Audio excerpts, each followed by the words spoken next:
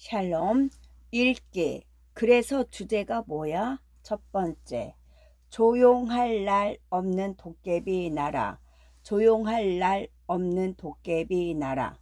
이상하고 아름다운 도깨비 나라. 방망이로 두드리면 무엇이 될까? 금 나와라 뚝딱, 은 나와라 뚝딱. 돼지 멱다는 소리 하고 있네.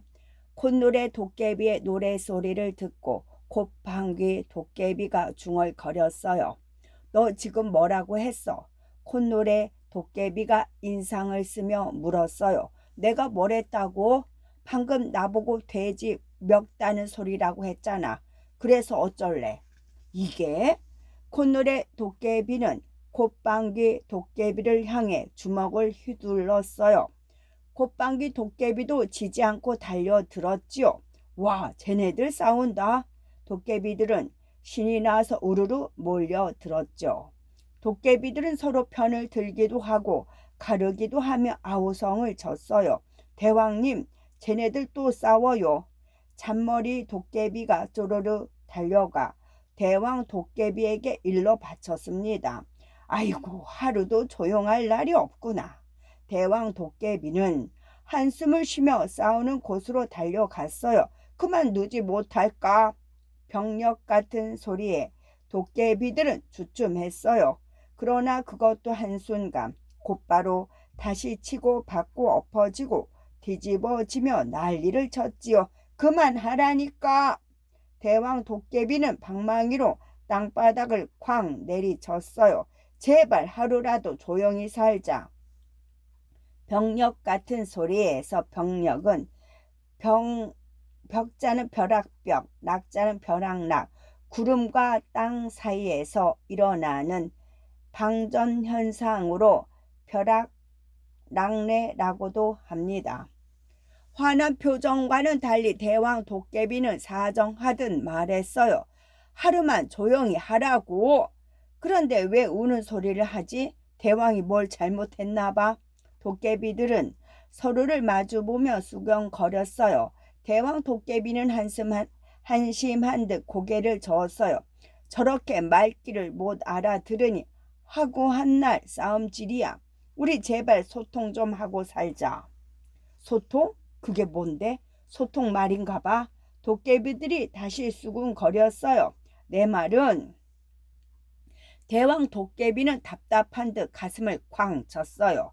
상대의 말을 제대로 알아듣고 왜 그런 말을 했는지 생각을 좀 하라는 거다. 대왕 도깨비는 어떻게 하면 도깨비들 어리석음에서 벗어나게 할 수 있을까 생각해 보았어요. 무식하지만 순수하게 인정만 했던 도깨비들이 언제부터인가 저렇게 서로를 오해하고 미워하고 싸움을 일삼으니 말이지요. 그때 잠자코 있던 도깨비들이 또 한마디씩 했어요. 에이, 재밌는 구경을 대왕님이 다 망쳤네. 그러게 말이야. 세상에 싸움 구경만큼 재밌는 게 또 어디 있다고. 안 그러면 허구한 날 동굴에 갇혀 지내는 이 답답함을 어떻게 푸느냐 말이야. 맞아. 옛날에는 마을에 내려가 인간들하고 씨름도 하고 옛날 이야기라도 듣는 재미가 있었는데 도깨비들의 불만을 듣고 대왕 도깨비는 깊은 고민에 빠졌어요. 도깨비들 말에는 잘못된 게 하나도 없었거든요. 오히려 대왕 도깨비가 미처 생각하지 못했던 그 무언가를 생각나게 해 주었지요. 그래, 도깨비들 간에 제대로 된 소통이 이루어지려면 생각의 폭을 넓혀주고 이해심을 늘려주어야 해. 그러려면 많은 경험을 해야 하는데 동굴에 갇혀 사는 신세에 그럴 수는 없고 대신 예전처럼 인간들의 이야기를 들으면 많은 도움이 될 거야. 대왕 도깨비는 새삼스레 이야기의 중요성을 깨닫고 결심을 한 듯 소리쳤어요. 오늘부터 당장 인간들 마을에 가서 온갖 이야기를 듣고 오너라. 사실 도깨비가 인간 세계와 단절되다시피 한 건 오래된 일이 아니에요. 불과 7, 80년 전까지만 해도 마을에 내려가 할머니에서 할머니로 할아버지에서 할아버지로 구전되어 내려오는 옛날 이야기를 얼마나 많이 엿들었는데요. 여기에 정신이 팔려 도깨비 방망이를 놓고 올 때도 있었지만요. 그런데 6.25 전쟁 때였어요. 도깨비들이 아직 마을에서 활동하고 있을 새벽에 갑자기 탱크와 장갑차가 밀려오고 대포가 터지고 세상이 발칵 뒤집힌 거지요. 하늘에서도 총알이 마구 쏟아지고요. 그때까지만 해도 만만하게 보았던 인간들이 갑자기 얼마나 무섭게 느껴지던지 도깨비들은 당장 인간들의 발길이 닿지 않은 깊은 산속 동굴로避난을 갔어요. 그러나 인간들은 참으로 대단했어요. 전쟁이 끝나자 개발이라는 이름으로 야금야금 산을 깎아 먹더니 급기야 도깨비 나라 바로 그 앞까지 마을을 만들어 버렸지요. 급한 대로 도깨비들은 동굴 입구에 인간들 눈에는 띄지 않도록 도깨비 감토와 같은 막을 쳐 놓았어요. 그렇지 않았다면 도깨비 나라는 벌써 인간들에게 발견되고 말았을 겁니다. 그러니까 당장 마을로 내려가 인간의 이야기를 듣고 오너라. 인간의 이야기 속에는 구구절절 사랑도 있고 미움도 있고 웃음도 있고 눈물도 있지 않느냐. 누구 마을에 안 가고 싶어서 안 가는 줄 아세요? 인간들 눈에 띌까봐 안 가는 거지. 게다가 가끔 동굴로 찾아오는 동물들에 따르면 요즘 옛날 이야기 해주는 할머니 할아버지도 없고 듣는 애들도 없대요 뭐. 콧방귀 도깨비가 다시 콧방귀를 뀌며 말했어요. 맞아. 요즘 애들은 게임이라는 것만 한다더라. 할아버지 할머니는 경로당에서 자기들끼리만 놀고 다른 도깨비들도 한마디씩 했어요. 구구절절이란 뜻은 매우 상세하고 간곡함을 뜻하는 말입니다. 다른 도깨비들도 한마디씩 했어요. 그러나 막내 깨동이는 귀가 번쩍 뜨였어요. 이제까지는 아저씨들만 말만 듣고 인간 세상에 막연한 두려움이 있었는데 사랑도 있고 미움도 있고 웃음도 있고 눈물도 있다니요. 그렇지 않아도 요즘 깨동이는 새로운 것에 대한 갈망이 있었지요. 눈만 뜨면 싸우는 아저씨들이나 그런 아저씨들을 말리러 다니는 대왕 도깨비 말고 새로운 인물과 새로운 관계에 대해 알고 싶었어요. 인간들에게 그런 것이 있단 말이지. 인간 마을에 가도 좋다는 대왕 도깨비 허락이 떨어진 김에 깨동이는 기대에 차서 마을을 향해 달려갔지요. 깨동이와 동환이의 만남. 깨동이와 동환이의 만남. 깨동이는 사람들 눈에 띄지 않도록 도깨비 감투를 쓰고 마을로 숨어들었어요. 마을 구석구석 눈에 불을 켜고 이야기를 찾으러 다녔지요. 그러나 대왕 도깨비가 말한 구구절절 사랑과 미움과 웃음과 눈물이 담긴 이야기는 아무 데도 없었어요. 어른들은 무엇이 그리 바쁜지 길을 가면서도 전화를 하고 아이들은 무슨 배울 게 그리 많은지 이 학원 저 학원으로 순례하느라 정신이 없었거든요. 경로당의 할아버지 할머니들은 삼삼오오 모여 화투만 치고 있었고요. 역시 아저씨들이 맞았어. 깨동이는 실망하여 터덜터덜 발길을 돌렸어요. 조금 가다 보니 공원이 나왔어요. 공원에 있는 긴 의자에 몇몇 아주머니들이 앉아 하하호호 이야기꽃을 피우고 있었어요. 여기서 게임을 가지니까 참 좋다. 독서 토론이라도 꼭 안에서 할 필요는 없지. 그런데 동환이 엄마는 이번에 뭘 읽었어? 어버이날을 기념해서 심청전을 완판으로 읽어봤어. 그런데 부모가 돼서 읽으니까 어릴 때 읽었던 거랑 느낌이 완전히 다르더라. 그땐 심청이가 효녀라고 생각만 했는데 이젠 신봉사의 심정이 가슴 절절하게 헤아려지는 거야. 그래서 신봉사가 나오는 대목만 수십 번씩 또 더 읽었어. 그러면서 동환이 엄마는 인물의 마음을 짐작하며 읽는 방법을 늘어놓았어요. 작품 속 등장인물의 마음을 짐작하면서 읽으면 독서가 더 풍성해지더라고. 그러기 위해서는 먼저 내용이 어떤 상황인지 살펴봐야 해. 그리고 인물의 마음이 드러나는 표현을 찾아봐야 하지. 또 그림에 나타난 인물의 표정과 그 모습을 살펴보는 것도 좋아. 깨동이는 자신도 모르게 걸음을 멈추었어요.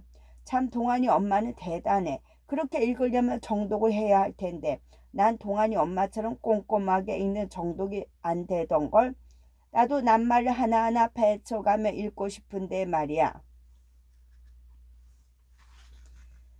대신 해주 엄마는 여러 책을 많이 읽는 다독을 하잖아. 맞아. 그런데 그러다 보니까 자꾸 책을 처음부터 끝까지 훑어 읽게 돼. 한마디로 통독을 하게 되더라고.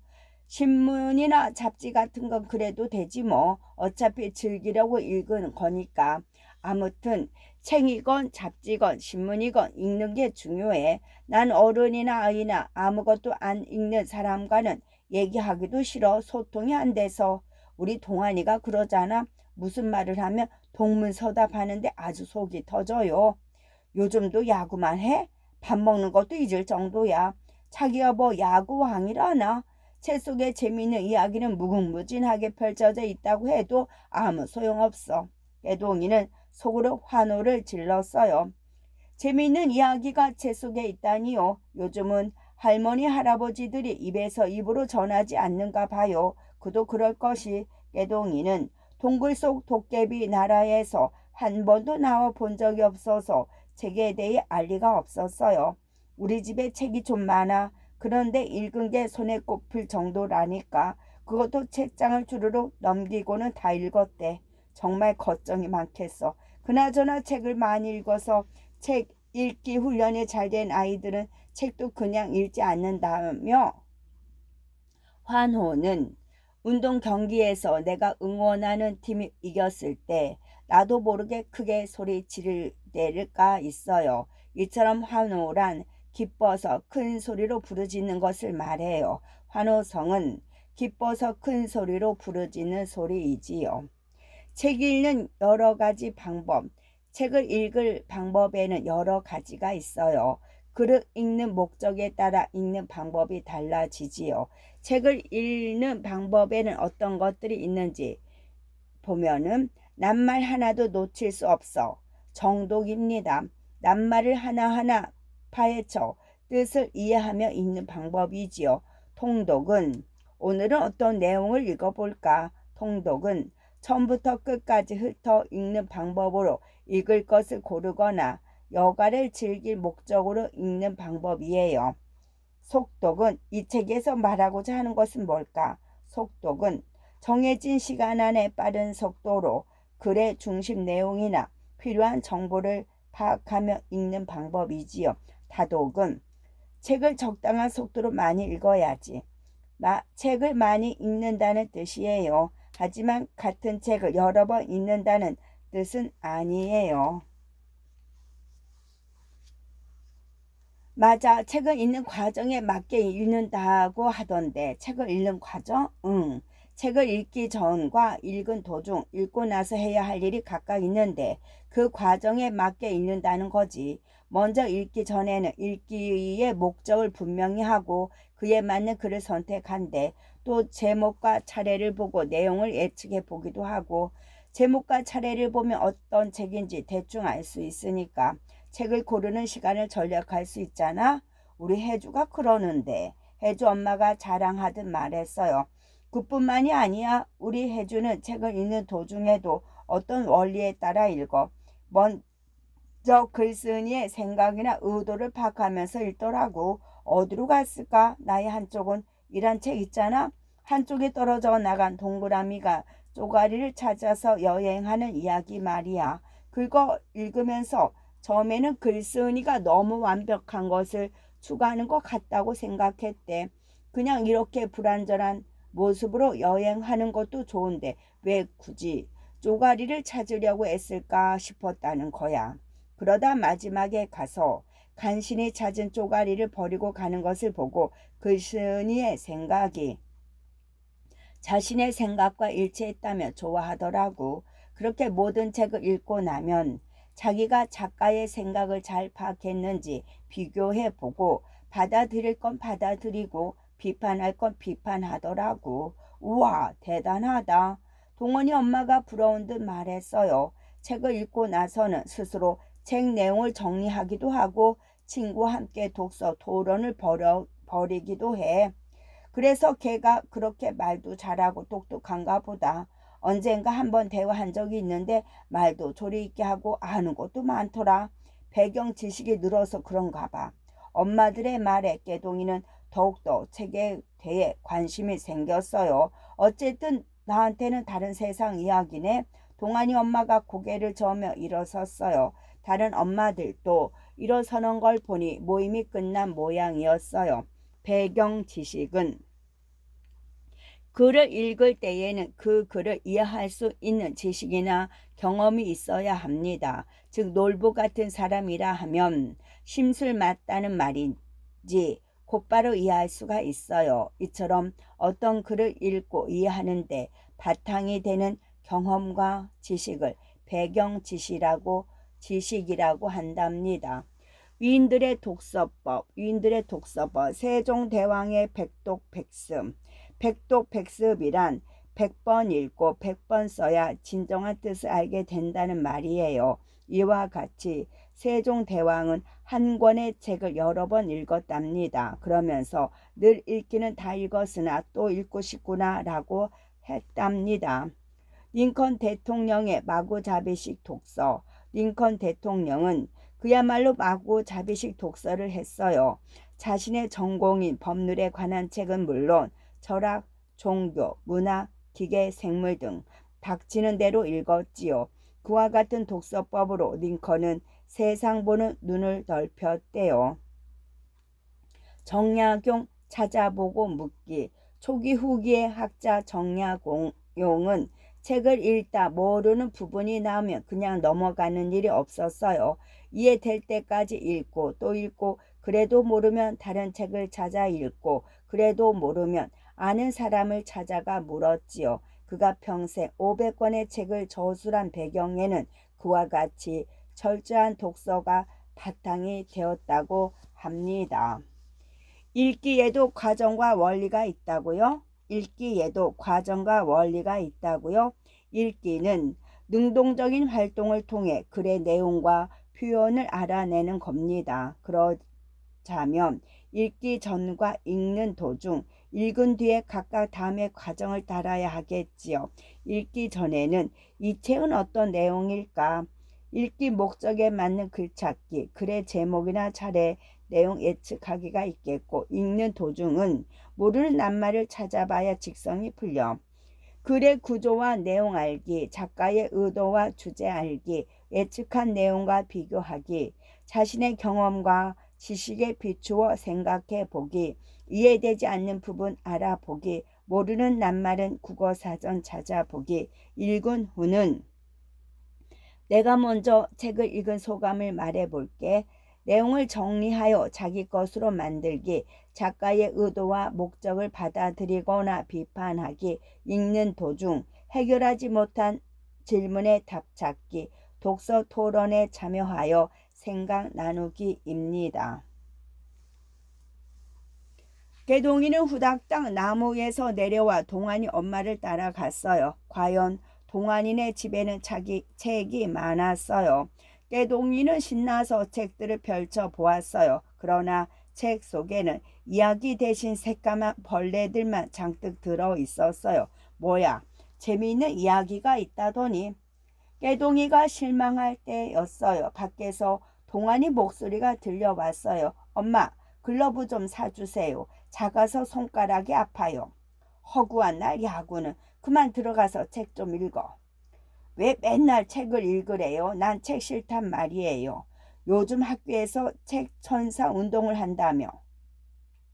책 천사 운동이란 책을 많이 읽는 아이와 안 읽는 아이를 연결해서 서로 책 읽기를 돕는 운동이랍니다. 난 그런 거 몰라요. 동안이는 방으로 들어오더니 책장을 뻥 걷어찼어요. 그 바람에 책들이 와르르 쏟아지며 깨동이를 덮쳤어요. 아이고, 깨동이 살려. 뭐야?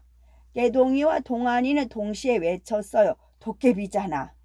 동안이 말에 깨동이는 도깨비 감투가 벗겨진 것을 알고 주위를 둘러보았어요. 도깨비 감투는 침대 밑에 굴러가 있었지요. 깨동이는 허겁지겁 기어가 손을 뻗었어요. 그때 동안이가 잽싸게 몸을 날려 감투를 잡아챘어요. 와, 도깨비가 진짜 있네. 동안이는 신기해하며 도깨비 감투를 써보았어요. 어때? 나 안 보여? 이리 내놔. 동안이는 요리조리 피하며 감투를 벗었다 썼다 했어요. 깨동이가 달려들면 쓰고 물러나면 벗었지요. 엉엉 이야기 찾으러 왔다가 이게 뭐야? 깨동이는 그만 울음을 터뜨렸어요. 뭐? 이야기를 찾으러 왔다고? 동안이는 도깨비 감투를 벗으며 물었어요. 그래, 네 엄마가 책 속에 재미있는 이야기가 있다고 해서 쫓아왔는데 이야기는 없고 새카만 벌레들만 잔뜩 들어있더라고. 그리고 이렇게 너한테 도깨비 감투까지 빼앗겼잖아. 벌레? 동안이는 고개를 갸우뚱하다가 곧 무슨 말인지 알아채고 하하하 하고 웃음을 터뜨렸어요. 그건 벌레가 아니야, 글자야. 그 글자가 이야기라고. 글자가 뭔데? 한글 말이야. 세종대왕님이 만드신 한글도 몰라? 한글만 알면 책 속에 있는 이야기는 다 읽을 수 있어. 그래? 그럼 그 한글이라는 거 나 좀 가르쳐줘. 맨입으로는 안 되지. 도깨비 방망이로 야구 글러브 만들어주면 생각해 볼게. 알았어. 깨동이는 생각해 볼 것도 없이 허락했어요. 동안이도 곧바로 한글을 가르쳐 주기 시작했고요. 깨동이는 하나를 가르치면 열을 알았어요. 잠시 만에 한글을 다 깨치더니 쉬운 낱말까지 만들 줄 알게 되었죠. 이제 이 책 읽어봐. 동안이가 그림책을 내밀었어. 상쾌한 아침. 깨동이는 떠듬떠듬 책을 읽기 시작했어요. 아니 그렇게 낱말을 따로따로 읽지 말고 상쾌한 아침이에요. 이렇게 문장으로 읽어야지. 동안이는 책을 빼앗아 다음 문장을 읽어 나갔어요. 세롬이는 자리에서 일어났어요. 이렇게 말이야. 와, 그러니까 우리가 말하는 거랑 똑같네. 깨동이가 신기한 듯 말했어요. 맞았어. 이런 문장들이 모여서 문단을 만들고 문단들이 모여서 이야기를 만드는 거야. 와, 너 잘한다. 꼭 한글왕 같아. 서당계 3년이면 붕어를 읊는다고 그동안 엄마한테 주워들은 소리가 얼마인데. 동안이는 우쭐거리며 말했어요. 문단은 한편의 글에는 여러 개의 중심 문장이 있어요. 중심 문장이란 글의 주제나 핵심 내용이 담겨있는 문장을 말하는데 이를 뒷받침하는 몇 개의 문장들이 모여서 하나의 중심 생각을 나타내는 덩어리를 문단이라고 합니다. 우리 엄마가 맨날 나한테 그러거든. 책을 읽을 때는 낱말과 낱말, 문장과 문장, 문단과 문단의 관계를 잘 살피면서 읽으라고. 그렇게 읽으면 뭐가 좋은데? 몰라. 그냥 들은 소리야. 낱말이 모여 문단이 되기까지. 낱말은 뜻을 가진 말의 가장 작은 단위를 말해요. 문장은 낱말들이 모여 생각이나 감정을 표현한 최소 단위이지요. 문단은 문장들이 모여서 하나의 중심 생각을 나타내는 덩어리를 말하지요. 문장은 상쾌한 아침이에요. 세롱이는 자리에서 일어나 기지개를 켰어요. 엄마가 들어와 커튼을 활짝 열었어요. 엄마한테 물어봐. 엄마한테? 동안이는 멈칫했어요. 조금 전에 분명히 엄마한테 책이 싫다고 말했는데 이제 와서 읽기에 대해 물어보라니요. 아마 달밤에 체조한다고 생각하지 않을까요? 그래도 야구 글러브를 얻을 욕심에 동안이는 거실로 나갔어요. 엄마, 문단 관계를 살피면서 읽으면 뭐가 좋아요? 신문을 읽던 엄마가 놀란 표정으로 고개를 들었어요. 그러니까 글의 의미를 쉽게 파악할 수 있지. 엄마는 당황한 듯 떠듬떠듬 말했어요. 문단을 나누는 이유가 하나의 생각을 효과적으로 명확하게 전달하는 데 있거든. 그러더니 코팔동이 걸린 듯 거침없이 설명했어요. 예를 들어 개를 설명한다고 해봐. 개의 종류와 습성, 먹이 등을 각각의 문단으로 묶어서 하고 싶은 말을 정리하면 읽는 사람이 쉽게 이해할 수 있잖아. 엄마는 거기에서 그치지 않았죠. 그런데 좋은 독서가 되려면 낱말과 문장, 문단 관계만 살피는데 그치지 않고 글의 종류에 따라 읽는 방법과 읽기 목적에 따른 읽기 방법도 달리할 줄 알아야 해. 글의 종류에 따라 읽는 방법과 읽기 목적에 따른 읽기 방법이요? 그래, 생각해봐. 설명하는 글과 주장하는 글은 글을 쓴 목적이 다르잖아. 그러니 읽는 방법도 달라져야 하겠지. 설명하는 글은 설명하고자 하는 대상과 목적이 무엇인지 생각하면서 읽어야 해. 그리고 새로 알게 된 내용은 무엇인지, 글쓴이가 글로 나타낸 내용이 사실이고 정확한지 꼼꼼하게 살피면서 읽어야 하지. 동환이가 아리송한 표정을 짓는데도 엄마는 설명을 줄줄 이어갔어요. 하지만 주장하는 글은 글쓴이의 주장과 근거가 무엇인지 파악하며 읽는 게 아주 중요하겠지. 또 주장과 근거가 적절한지 비판적인 자세로 읽는 것도 중요해. 더 나아가 자신의 생각과 비교하며 읽으면 더욱 좋지. 본물이 터진 듯 엄마의 설명에는 막힘이 없었어요.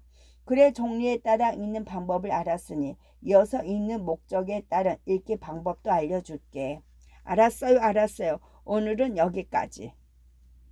동안이는 후닥닥 방으로 도망쳤어요. 더 이상 듣고 있다가는 머리에서 쥐가 날 것 같았거든요. 그런데 방 안에 복병이 있었어요. 배경 지식이 뭐야? 비판적 수용은 또 뭐고? 엄마가 하는 말을 하나도 빼놓지 않고 듣고 있던 깨동이가 질문을 퍼붓기 시작한 거예요. 복병은 엎드릴 복자 군사병으로 예상하지 못한 뜻밖의 경쟁 상대를 말합니다. 글의 종류와 읽기 목적에 따른 읽기 방법을 살펴보면 글을 읽을 때는 글의 종류와 읽기 목적에 따라 읽는 방법이 서로 달라요. 글의 종류와 읽기 목적에 따라 읽는 방법은 서로 어떻게 다르냐 하면요. 설명하는 글과 주장하는 글이 있어요. 읽는 방법은 설명하는 글. 설명하는 대상과 내용이 무엇인지 생각하며 읽고 새로 알게 된 내용은 무엇인지 생각하고 내용이 사실이고 정확한지 꼼꼼하게 살피면서 읽고 필요한 정보는 따로 기록하며 읽어요. 주장하는 글은 주장이 무엇인지 파악하며 읽고 주장을 뒷받침하는 근거를 생각하며 읽고 주장과 근거가 적절한지 생각하며 읽고 자신의 생각과 비교하며 비판적인 자세로 읽고 사실과 의견으로 구분하여 읽지요. 읽기 목적에 따라 읽는 방법이 있어요. 훑어보기 언제 필요한가요? 자신에게 필요한 내용이 있는지 알아보기 위해서 읽을 때 있고 읽는 방법은 제목을 가장 먼저 읽고 필요한 내용이 있는지 생각해보고 글 전체를 다 읽지 말고 훑어 읽으면서 필요한 내용이 있는 것을 찾고 제목뿐만 아니라 그림도 살펴보며 필요한 내용이 있는지 짐작합니다. 자세히 읽기에는 정보를 찾기 위해서 읽을 때 해당이 되겠고 필요한 내용을 찾으며 자세히 읽고 중요한 내용이나 그것을 뒷받침하는 내용에 밑줄을 그으며 읽고 자신이 알고 있는 내용과 새롭게 알게 된 내용을 비교하며 자세히 읽습니다. 최초의 문자와 책 그리고 도서관. 최초의 문자. 말을 기록하려고 만든 문자는 인류 역사상 가장 위대한 방법이라고 하지요. 문자가 생겨나면서 인류는 농사하는 방법이나 위인의 가르침 등 다양한 지식과 정보를 후손들에게 전할 수 있게 되었답니다. 그럼 최초의 문자는 무엇이었을까요? 인류가 사용한 최초의 문자는 수메르인들이 사용한 그림 문자인 쐐기 문자이지요. 이 문자는 기원전 3300년경에 현재의 이라크 남쪽에서 탄생했는데 진흙으로 점토판을 만들고 여기에 끝을 뾰족하게 자른 갈대 가지나 동물의 뼈로 글자를 새겼어요. 글자를 새긴 다음 점토판을 햇볕에 말리거나 가마에 구워서 오래 보관할 수 있었지요.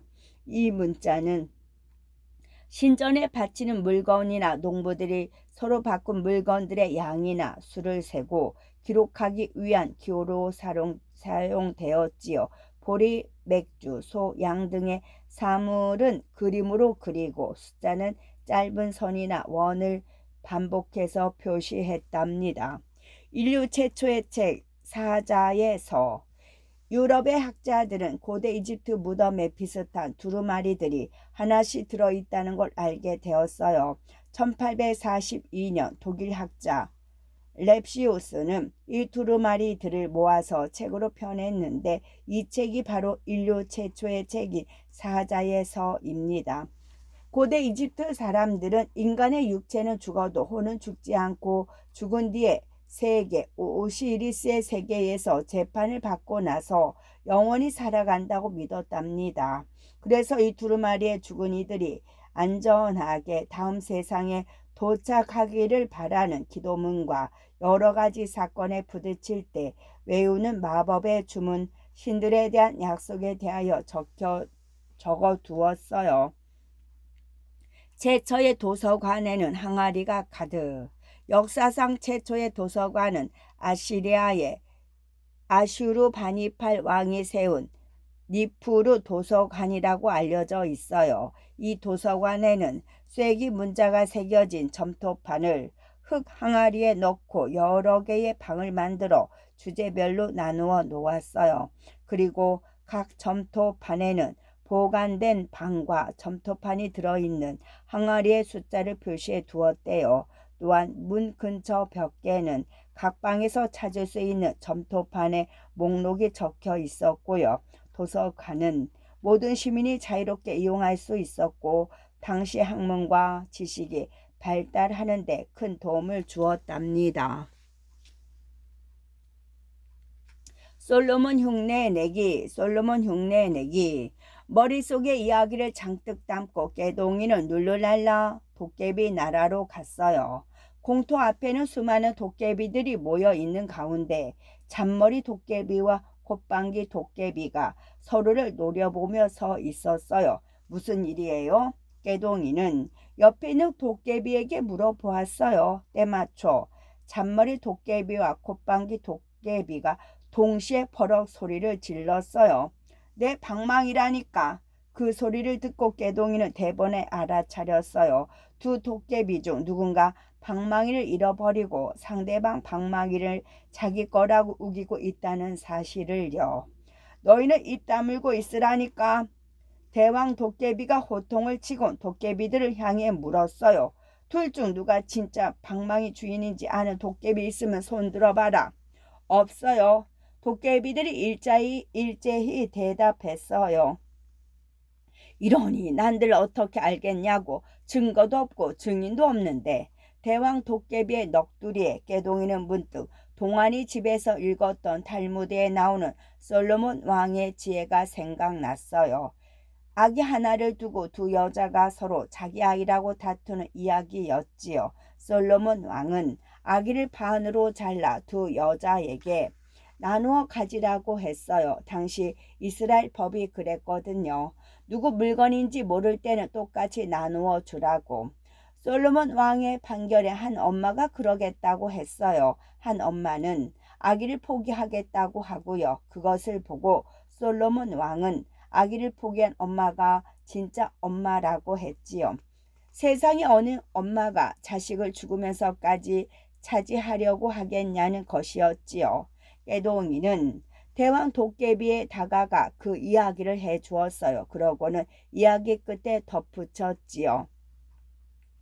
덧붙이다는 이미 무엇에 붙은 것 뒤에 겹쳐 붙인다는 뜻이지요. 이와 비슷한 낱말로는 첨가하다가 있습니다.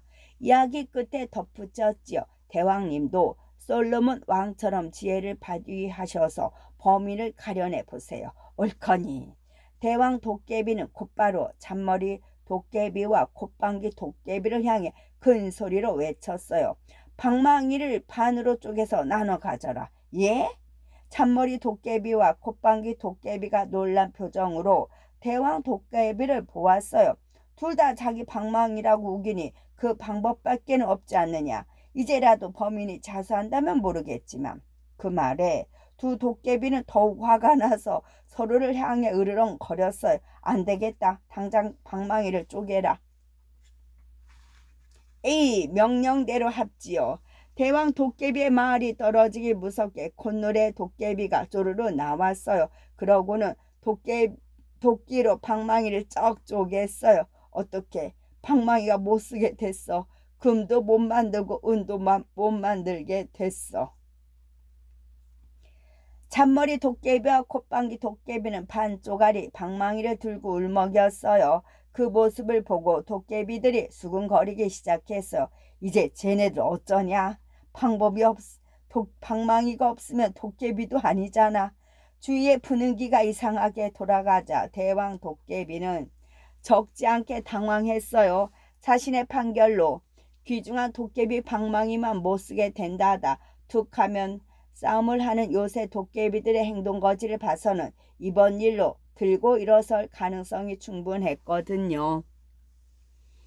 이를 어쩌지. 그래, 호랑이에게 물러가도 정신만 차리면 산다고 했어. 이럴 때일수록 침착하게 행동하고 강하게 나가야 해. 대왕 도깨비는 두 눈을 부릅뜨고 말했어요. 다양하게 해석되는 글쓴이의 의도. 모든 이야기에는 글쓴이의 전하려는 의도가 있어요. 그런데 읽는 사람의 배경 지식이나 생각에 따라 글쓴이의 의도를 다르게 받아들일 수 있지요. 그러나 그것을 두고 옳다 그르다 할 수는 없습니다.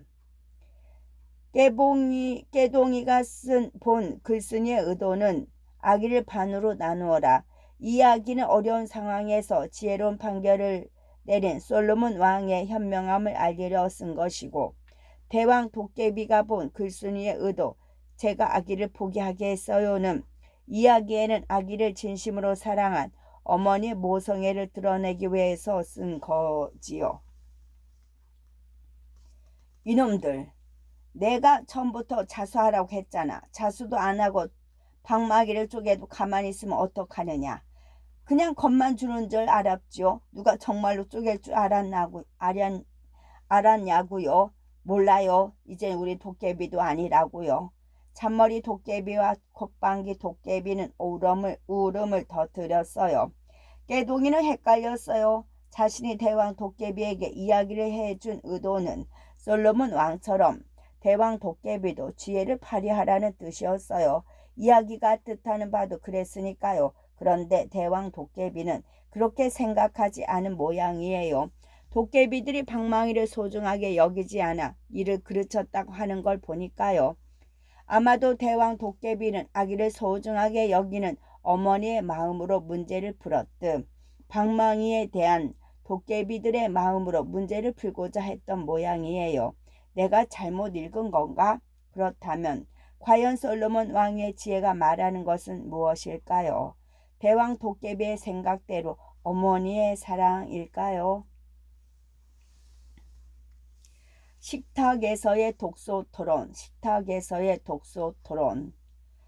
궁금증을 이기지 못한 깨동이는 동굴을 박차고 나와 동안이네 집으로 황급히 달려갔어요. 마침 동안이는 학교에서 막 돌아와 있었어요. 동안아, 솔로몬 왕의 지혜가 뭘 말하는 거야? 솔로몬 왕이 뭘 말해? 아니, 내가 책을 읽다 보니까 글쓴이가 말하고자 하는 게 꼭 하나씩 있더라고. 그게 솔로몬 왕의 지혜에서는 솔로몬 왕의 지혜라고 생각했는데 아니야? 아, 주제를 말하는 거구나. 동안이가 그제야 알아듣고 씩 웃었어요. 그런데 솔로몬 왕의 지혜의 주제가 솔로몬 왕의 지혜라고? 응, 나도 그렇게 봤어. 깨동이의 대답에 동안이가 고개를 갸우뚱했어요. 난 어머니의 사랑이라고 생각했는데 솔로몬 왕의 지혜라면 주제가 너무 곧바로 드러난 거잖아. 제목도 그렇고 첫 문장도 그렇고. 주제를 확실하게 알아낼 방법은 없어? 몰라. 솔로몬 왕의 지혜건 어머니의 사랑이건 무슨 상관이야? 그냥 재미있게 읽었으면 됐지. 동안이가 귀찮은 듯 침대에 벌렁 들어 누웠어요. 주제를 알면 책이 더 재미있잖아. 그래서 뭐 책을 재미로만 읽나? 뭐라고? 깨동이 말에 동안이가 놀라서 벌떡 일어났어요.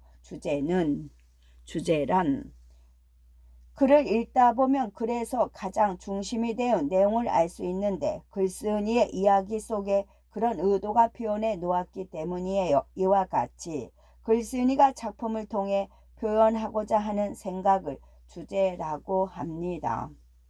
너만 그렇게 배움에 열정적이니? 아니면 도깨비들이 다 그런 거니? 그 정도 학구열이라면 이따 엄마한테 물어봐 줄게. 약속대로 동안이는 저녁을 먹으며 엄마에게 물었어요. 엄마, 솔로몬 왕의 지혜의 주제가 뭐예요? 엄마는 얼른 대답하지 않고 동안이를 빤히 보았어요. 요즘 우리 동안이가 웬일이래? 지난번에는 문단 관계에 대해서 묻더니 오늘은 주제에 대해서 묻네? 동안이 넌 주제가 뭐라고 생각했는데? 어머니의 사랑이요. 그런데 내 친구는 솔로몬 왕의 지혜래요. 친구? 누구? 혹시 해주? 아니에요. 전 걔랑 안 놀아요. 싫어한다고요. 동안이가 짜증스레 말했어요. 알았어. 어쨌든 엄마는 친구 말이 맞다고 생각하는데 왜냐하면 나는 동안이 말이 맞는 듯한데 엄마가 말하는 도중에 아빠가 불쑥 끼어들었어요. 이야기 자체가 어머니의 사랑을 다루고 있잖아. 아니지. 그걸 글감으로 솔로몬 왕의 지혜를 나타낸 거지. 그래서 제목도 솔로몬 왕의 지혜이고 첫 문장도 솔로몬 왕은 지혜로운 왕이었다로 시작하잖아. 그건 중심 문장 아니에요? 이번에는 동안이가 끼어들었어요. 맞아. 그 중에서도 지혜는 핵심어라고 할 수 있지. 그런데 중심 문장은 맨 마지막에 있는 경우도 있고 가운데 있는 경우도 있어. 없는 경우도 있고 이것처럼 맨 처음에 있는 경우도 있고 이어지는 엄마의 설명에 아빠는 그만 입을 다물었어요. 그러나 엄마는 거기에 그치지 않았죠. 동안아, 책 좀 가져와봐. 동안이는 후닥닥 책을 갖고 왔어요. 엄마는 책을 펼쳐서 아빠에게 보여주어서 여기 봐. 엄마가 가리킨 곳은 마지막 문단이었어요. 저 여자는 진짜 엄마가 아니다. 세상에 어느 엄마가 자식을 죽이면서까지 차지하려고 하겠느냐. 이 부분에는 핵심이나 중심 문장은 없지만 솔로몬 왕의 지혜를 나타내잖아. 중심 문장은 대부분의 글을 여러 개의 문단으로 되어 있어요. 각 문단에는 글쓴이가 말하고자 하는 중심 생각이 있는데 이 중심 생각을 담고 있는 문장을 중심 문장이라고 합니다. 핵심어는 글쓴이가 글을 쓸 때는 중요하다고 생각하는 낱말을 반복해서 사용하는 경우가 많아요. 그러한 낱말이 한 개이거나 그 이상이 되는 경우도 있는데 이러한 낱말을 핵심이라고 합니다. 중심 문장을 찾기를 보면 중심 문장이란 문단 또는 글을 대표하는 핵심 내용이 들어있는 문장을 말하지요. 하지만 문단에는 보통 한 개의 중심 내용이 들어있는데 나머지 문장들은 중심 문장을 설명하는 역할을 한답니다. 두괄식과 미괄식, 중괄식, 무괄식이 있습니다. 두괄식은 사람은 자연 보호를 해야 한다. 자연은 우리에게 많은 것을 주고 있다. 따라서 자연이 파괴되면 우리의 삶도 파괴된다. 여기서는 중심 문장 플러스 뒷받침 문장이 되어 있고 미괄식은 나는 파란색을 좋아한다. 언니는 분홍색을 좋아하고 동생은 노란색을 좋아한다. 이와 같이 우리는 한 자매지만 좋아하는 색이 각각 다르다. 여기는 뒷받침 문장 플러스 중심 문장. 중괄식은 코가 막혀 숨을 쉬기가 힘들다. 이번 감기는 정말 지독하다. 목도 아프고 열도 많이 난다. 뒷받침 문장 플러스 중심 문장 플러스 뒷받침 문장. 무괄식은 길가에 개나리가 노랗게 피었다. 진달래도 사이사이 꽃망울을 터뜨리기 시작했다. 양지 바른 곳에는 라일락도 피기 시작했다. 여기는 뒷받침 문장 플러스 뒷받침 문장 플러스 뒷받침 문장입니다.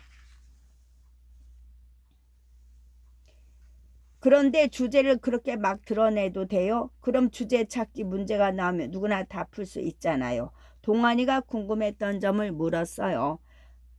보통 동화에서는 주제가 분명하게 드러나 같은 이야기 글이라도 소설이나 희곡 같은 경우에는 인물과 사건을 은밀하게 숨겨놓지만 왜 숨겨요? 다양한 감상을 주기 위해서지. 아니면 글쓴이가 의도한 것만 읽게 되거든. 설명하는 글이나 주장하는 글처럼. 설명하는 글이나 주장한 글은 주제를 안 숨겨요? 당연하지. 글쓴이가 있는 사람에게 자신의 의도를 알리기 위해서 일부러 쓰는 글이니까. 그래서 설명하는 글이나 주장하는 글은 중심 문장이나 핵심어만 파악하면 주제를 쉽게 찾을 수 있지. 엄마는 입도 마르지 않는지 이야기를 계속해서 이어나갔어요.